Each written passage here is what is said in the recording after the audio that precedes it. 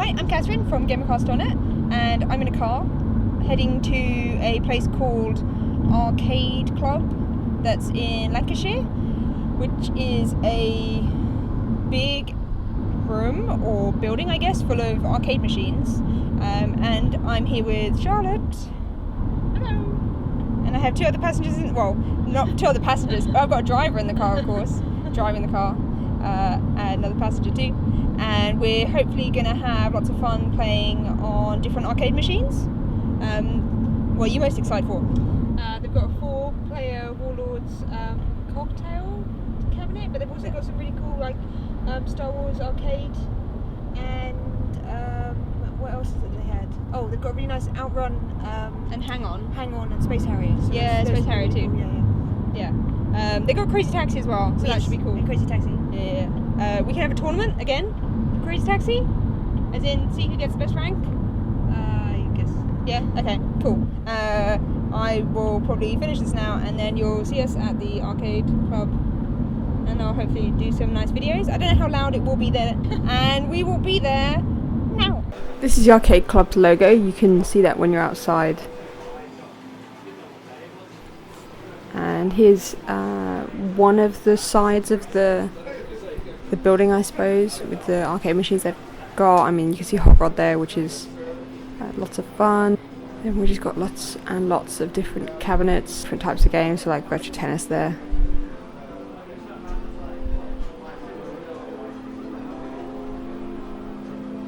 Yeah, it was pretty cool because we got there really early. I think they opened a little earlier for us. There were quite a few of us all going down there to have a play, and it was quite empty at first, which was really good because it gave us a chance to see exactly what was there, and so I could do some filming. Unfortunately, because I was doing filming near the start, I didn't get to play on that many things early on, and the place got busy really quickly, and before I even knew it, you could hardly walk down the kind of aisles between the arcade machines. But this corner here is kind of like the driving corner, where they've got a lot of driving games.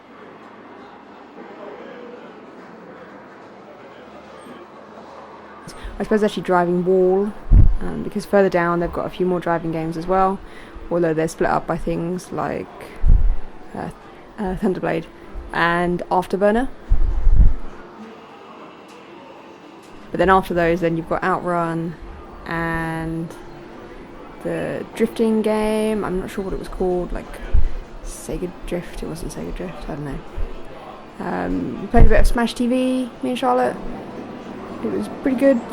We played quite a bit actually, and then realised we were hogging the machine and someone else wanted to play, and also then wanted to play other games too.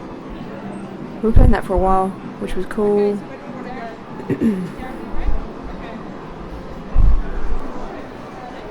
Those lasers, I mean, bloody hell. They're so annoying. It's always nice to play arcade machines when you've kind of got unlimited lives. Of course it's a bit cheaty, but at least you're not spending out any money. Which is one of the good things about Arcade Club, that everything's on free play. So the only cost you have to pay is getting in, which I think was £10. And that includes 2 refreshments, which is quite nice. So they have like a little assortment of drinks and food that you can have, as well as hot drinks too. And then we've got some more classic games, Pac-Man, Galaxian.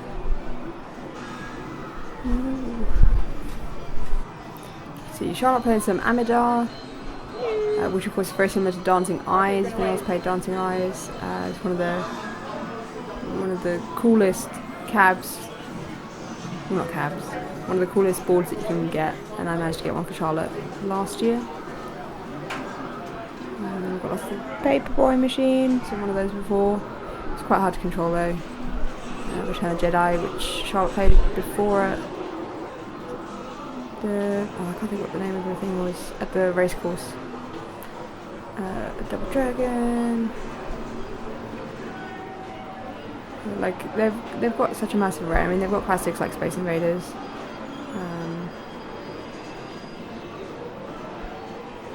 And then a few beat 'em ups, not a huge amount. They've got more combat. 2, I think that was. Along with, they've got Killer Instinct. There was a Street Fighter cab earlier on. I think a 4 and a 2. But otherwise, there aren't that many fighters there.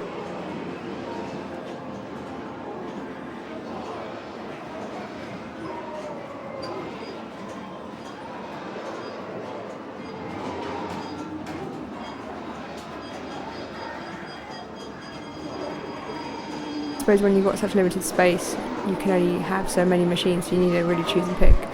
They've got the hang-on, the super hang-on machine there, which is awesome, and lots of fun to play, although it's quite a low machine.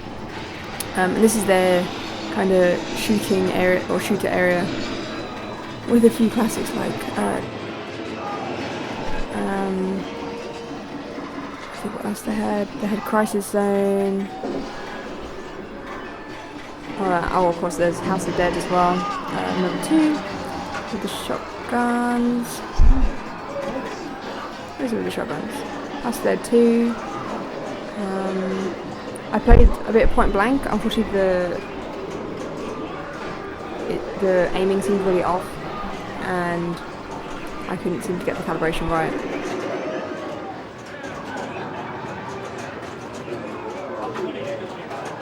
And then we've got more classics like Defender, Joust, Robotron. I think we've got Asteroids coming up soon as well. Maybe on the wrong bit. No, I think we're not far along enough yet.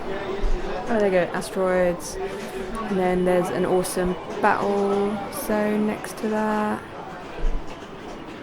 And this is one of the best ones. This is the Warlords. Top down, well, coffee table, top down cabinet style thing. But it's really nice compared to the 2600 game. And then we've got a big array of pinball machines.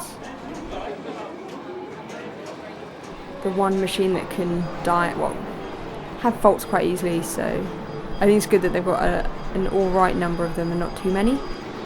That and because they're quite large and take up a lot of space.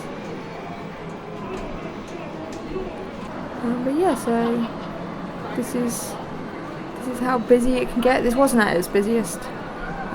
This was still quite early on. So this is the outside of Arcade Club. It's a little bit inconspicuous, I suppose, because there's just the little logo you can see there that kind of informs you of what it is. Because it's kind of like on a bit of a trading estate, I suppose, among a bunch of houses.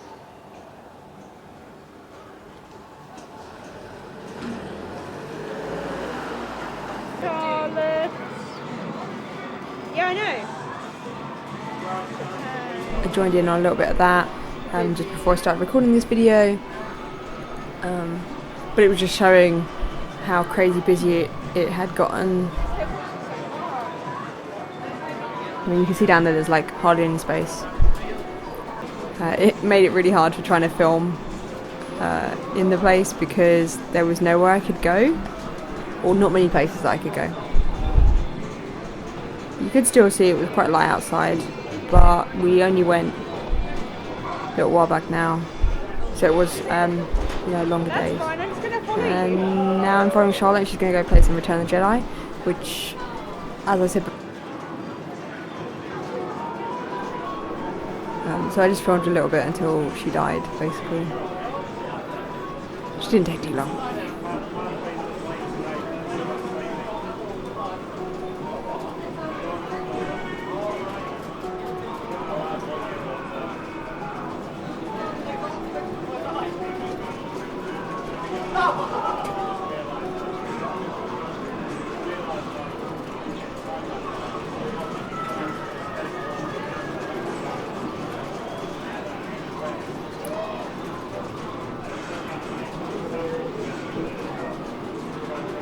And she's dead.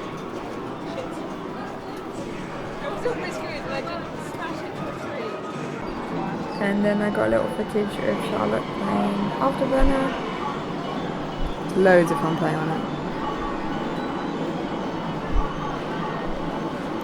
But I suppose it was really nice that they had a selection of hydraulics based machines, because you don't see that many of them that these days anyway. Especially ones quite as old as Afterburner.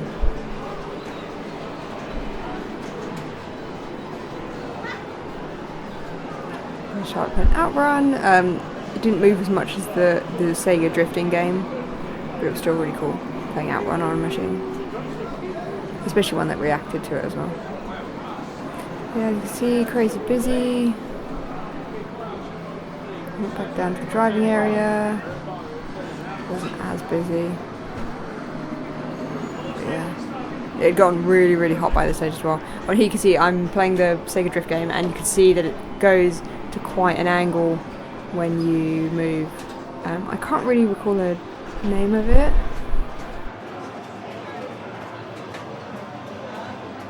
Drift game.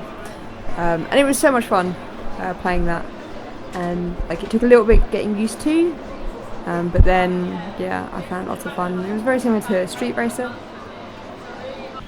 So that was the arcade, no sorry, that was Arcade Club, not the Arcade Club. It is 23:39 and I'm a long way from home, so I'm really sleepy. But I've had a fun day, as has Charlotte, right? You had a fun day? Yes. It was really cool, all the machines were fun. It's just a shame some of them weren't out. What was your favourite machine? Oh my god, why are you asking me? Actually, yeah, so like Warlords was a really nice arcade adaptation from the game I'm used to playing. Yeah. So I'm used to playing it on the Atari 2600, which is a really, really great way of playing it. However, in the arcade version, it was a tabletop, and the ball was a fireball, and your pixel was a shield, and your castle actually had a crown in it. Yeah, it had like it was a coat of arms, and it had like actual what do you call them? They had castle things. Castle things. It had castle things around. What are they called? Loads more detail than the Atari version. What are they called? In circular bits with little in thingies. Balustrade? I don't know. Just denied you there. But that was a really good game. Although actually, was it Hot Rod? Mm-hmm. Hot Rod was loads of fun. It was a 4-player racing game where the wheels span around completely, and it was really nice control-wise. It was really precise movements, and you've got to upgrade your car after the end of every race. And I was really good at it. Really enjoyed that one. What was your favourite game? I really liked all the hydraulic-based games that they had there. Actually, they are hydraulic-based, right? Yeah. Because they've got an Afterburner, an Outrun. What was the crazy one called? Powered Drift or something? No, it wasn't. No, that's not Powered Drift. I'm not sure what it was called. I played it. Does anyone know what it was actually called? What was it called? The really, really tilty one. Yeah. Tilt Driver.